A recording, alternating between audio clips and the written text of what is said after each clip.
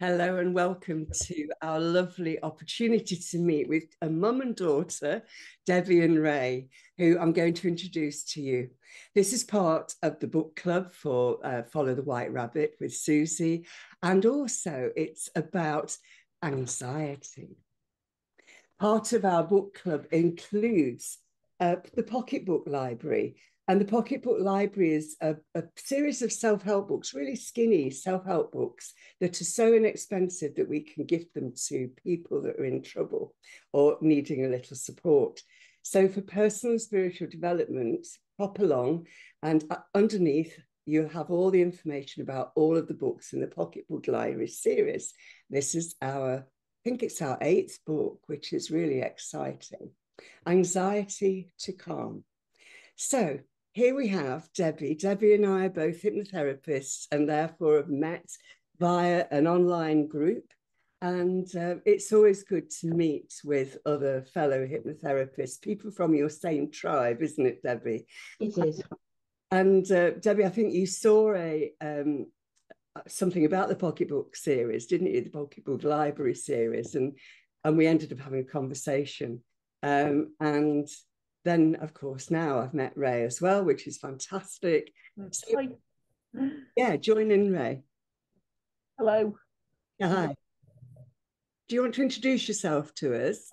Yeah, okay. I'm Rae. I'm Debbie's kid, and my job is to provide blogging research for various businesses that are connected with her and other therapists. I've done proofreading of someone's book on the topic. Brian Turner, if it's okay to plug his name. And I've done blog articles for other businesses. And I research the topics and write the articles about them. And I also have some personal experience with a lot of mental health issues. So I use that to provide my point of view, I suppose. And I think that shines through, Rae, the fact that this is really an accessible book that anybody can actually identify with. I mean, I'm not a big anxiety sufferer. It's not something I've really had a major problem with. But I can identify because there are times when I wouldn't use the title anxiety, but what you've put in this book actually enables me to use those skills when I've got, however I describe my anxiety. Does that make sense?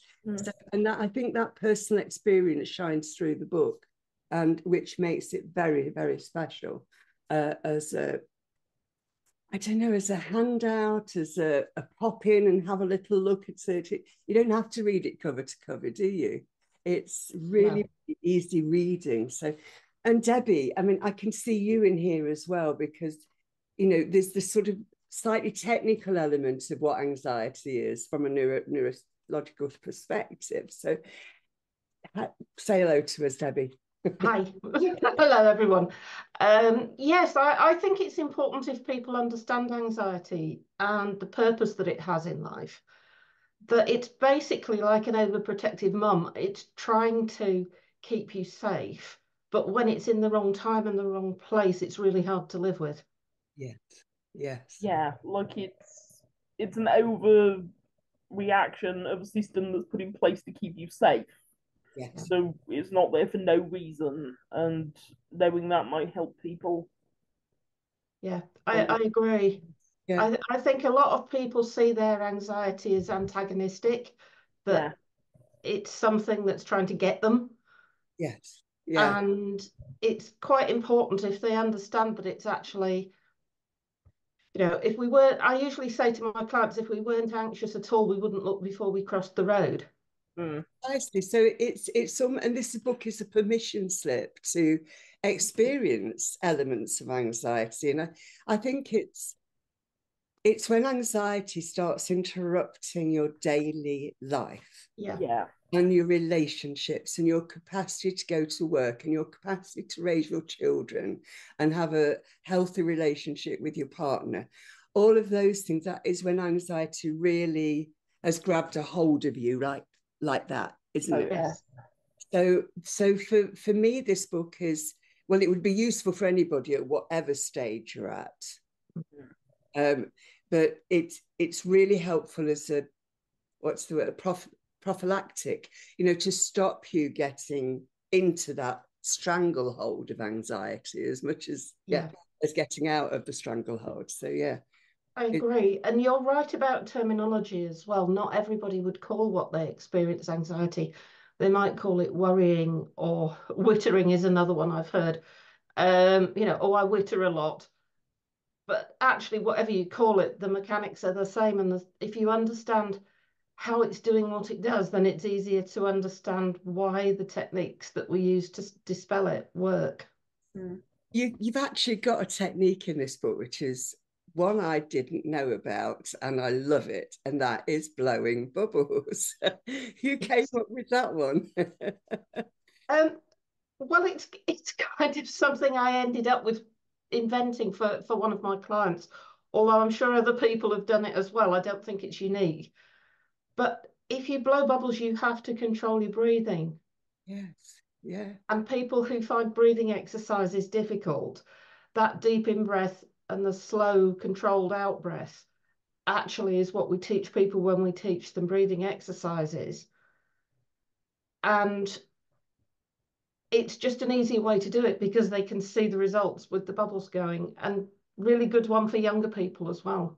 Absolutely. And I think, for children who are going on the way to school, if they're anxious about going to school, you just give them bubbles. And I just think brilliant idea. I suppose it would also work as a distraction technique, because if you're watching the bubbles, then you're not focusing on whatever's making you anxious. Yeah. What's your favourite skill now, Rae? Now that you've done all the research from your own experience of anxiety, what works the best for you, would you say? Well, I was really anxious as a teenager, and I think part of what helped me is imagining that the thoughts making me anxious weren't part of me in the same way other thoughts were, that they were invasive and that I could just easily ignore them, or just choose not to acknowledge that they were about anything that was like that was is supposed to choose not to acknowledge them as bad or a problem. Just everyone gets thoughts like that. These are just worse than usual.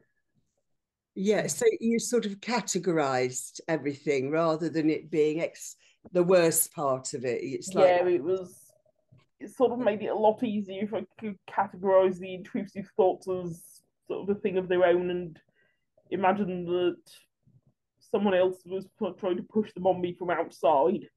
Yes, yeah. And a lot of young people are getting a lot pushed on them from the outside at the moment.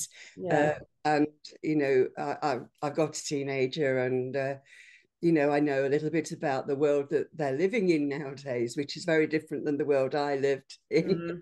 There's an awful lot more, I suppose, media saturation throwing new information at you, and even when that information isn't bad, it can be overwhelming.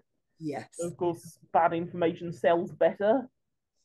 Yeah, I'm afraid it does. Yeah, bad news is by far a more great. I think the ability to compartmentalize is the most vital skill you can learn. Yes. Set aside, now isn't the time to be worrying about this. Yes, and that's it. And I remember many years ago, I went through a really difficult time, a divorce time. Yeah. And I found that I suppose it was an anxiety, but didn't feel like anxiety. I was dealing with other emotion. And I found that I had to work as a professional. I had to keep the house going. I had to carry on with normal life, but I had a private, secret despair. And what I did was categorized it, exactly what you're saying, really. I described it as a box. And for half an hour a day, when it was appropriate, so I didn't scare my child, I would take my box open and I would deal with it. And I'd experience it. And then the box would close down again and I'd get on with my life. Yeah, you bring up a good point. It doesn't work, and it isn't a good idea to try to suppress the thoughts entirely.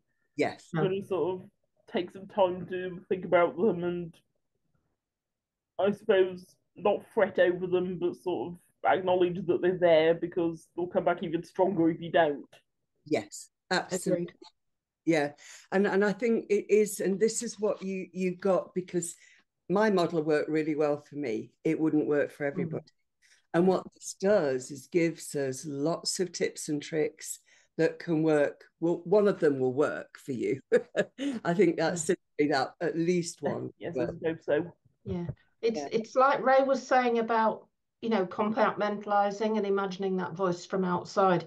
And I sometimes get clients to imagine the worrying thoughts coming from a radio, Yes. so that if they want to, they can imagine changing the channel or turning it off. Yes. Or one that's really quite fun is imagine it's a different voice. You stop and think and you say, right, whose voice is it that comes in and gives me that worrying thought? Yes. And then you change it to somebody you would never listen to. Yeah. One of the favourites is Donald Duck on helium, Oh, because you just can't take him seriously. If he's sat there going, good, I don't know what you're doing that for, you don't listen because it's ridiculous. yeah. So just changing the tone of that voice and changing where it's coming from is a really good technique, playing around with it to make it less worrying. So, yeah, absolutely. I often think of a parrot on my shoulder, Mm. and I tell the parrot to fly away. Maybe in those words. Okay, so guys, I mean, clearly you work well together and you research, and I guess even in part of your business, Rae, is to research for mum as well. And Yeah. So how did you get to be writing this fabulous book? I think that was mostly Mum's idea. I think really I kind of contacted you about taking part in the Pocketbook series. Yeah. And I thought, right, what's the thing that I deal with most at work? And that's anxiety. Yes. Yeah.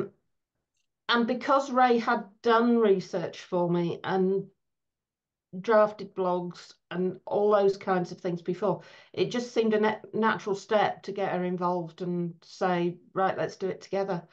And it is the first time I've written a book that's a collaboration rather than all on my own. So it's been quite an interesting experience to have that second voice to rely on and say, what do you think about that? Or would this be better? Which normally I have to make those decisions myself. Absolutely. So that collaboration must have brought you even closer together as professionals together, as well as mum and daughter. Yeah. All out. Did you disagree, Mum? No, I think you agreed, didn't you? Yeah. Yeah. Yeah. I think so. My other daughter's now saying I ought to write one with her, but we'll see how that goes. Well, let's hope you do. And if it's a great success like this. So how do people get hold of this? They can get it direct from me, which is Debbie Waller author.co.uk, or they can just go on Amazon and it's in paperback or Kindle. Excellent, lovely. And if they get it from you, do you sign it? Is that how you work it? I can if it's asked for, but I don't presume that that's what they want. Okay. We have given out a few signed copies, haven't we, Rae? Oh, yes. Yes, we gave one to my therapist and to my gym trainer, because Excellent. part of our treatment for anxiety is going to the gym. Yeah. So. And he also works with children. The gym guy, Wayne, he works with children to work with emotions and whatever, teaches them boxing. Oh, so actually it might fit with what he's doing as well. Oh, yeah. Yeah, excellent. And if, say, if a therapist wanted to buy 10 copies or anything, would they get them from you, Debbie, or? Yes, if they get them from me, I can give them a discount, because I can order author copies in bulk and pass that discount on to them. And then if that's easier for them then to gift to clients if they want to, or they can sell them to clients and at the recommended price on Amazon and make a bit of profit for their business. Okay, because this is what's happening with the pocketbook series, it's library actually. We changed it from series to library, and my brain doesn't remember that. So and it's great because if we've got like a stash of books that people can either buy or we can gift as part of our therapy packages, then it's really useful. Anybody want to read a bit out of their book? Have you got a book in front of you? I haven't right now. Have you got one in front of you, Debbie? Copy. Do you want to read anything from it? Yeah, tell me what you'd like me to read. Choose something from it that you would like me to read. Or shall I just open it and read? Pick your favourite. Okay. Wait, Mum's going to get hers, it seems. Mum's going to get one. Oh, she's disappeared. Okay. Sorry about that, you disappeared. Are you going to read something, Debbie, or do you want me to? I missed what you said the last few minutes because the screen froze, unfortunately. Okay, right. Okay, I'm just going to do some reading out of here. I literally have just opened the That's book. fine. It's not pre-prepared. House plants. I have a real problem with house plants, so this is probably a message from me. I realise I've not watered them a while. If you can't get to green space, then sometimes you can bring green space to you in the shape of house or garden plants. Not only do they keep you in touch with nature, but they also have many of the same benefits as pet keeping, which we'll look at later. Without, unless you go for something really exotic, nearly as much commitment. It's a good job that my houseplants don't need a lot of attention. Houseplants are often said to improve the quality of air in your home and boost your health that way. But this is a bit of a myth. It's true that plants can take in carbon dioxide and release oxygen, and they increase humidity a little. All this is good. More oxygen in the air you breathe allows more oxygen to reach your brain, helping it to work more efficiently. It's also good for your body, reducing blood pressure and speeding up healing. Humid air is more comfortable to breathe, and it allows easier uptake of oxygen. See, that is an example because I did not choose that. I just literally open it. How we can change our lives really simply, and to actually bring all of our stress and anxiety down and into a place of calm. So anxiety to calm. And it says a practical guide to a laid back life. So I think this is a fabulous book, and I will be gifting this a lot because it has such a power to it. And it's been superb to meet both of you, Debbie and Rae. And thank you so much for bringing this book to the world. Thank you for bringing it to the Pocketbook series. Are there any final words you would like to share with us before we close? I'd just like to say that people can feel overwhelmed by anxiety, but it is possible to do something about it, and it is possible to feel better. And if they take that from it and nothing else, that's at least a step in the right direction.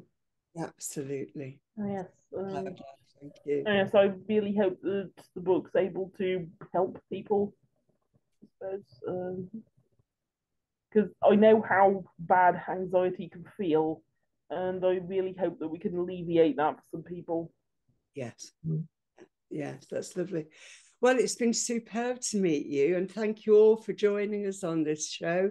It's always a great pleasure to meet people who take the risk of becoming authors, because it is a risk because people might not like what we write, and our egos might take a little bruise, but that's okay. We're willing to put ourselves forward to you and say, this is what we know, and this is what this book does. This is what we know professionally, personally, and we hope that it really, really helps you. Thank you so much for joining us, and great to meet you both, Debbie and Rae. And we'll no doubt get together, Debbie, with your other daughter when you write the next book. Yes, probably. Take care then all. Take care. Bye-bye. Bye-bye. Bye-bye.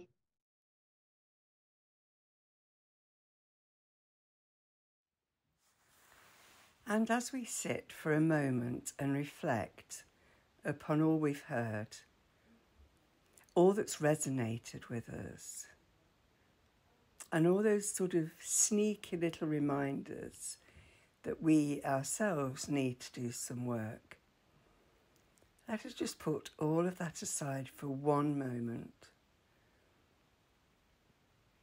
and focus just on our breaths. And if that's difficult, just find something to look at that you love in your room and focus on that. And as we either focus on an item or focus on our breath, we can actively slow ourselves down to give ourselves a treat. Just allowing a moment of silence.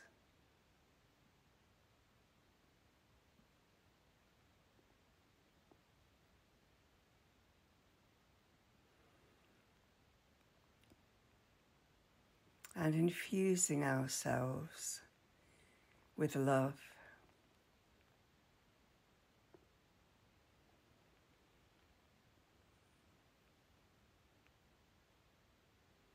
And thinking about all of the possibilities that life has offering us.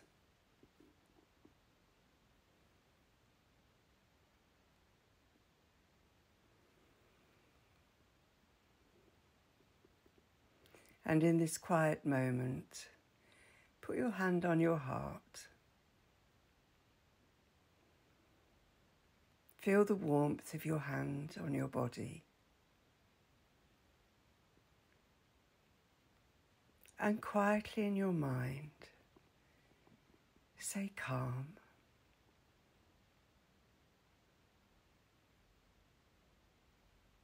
And if it helps, you can squeeze your wrist and say calm or maybe peace.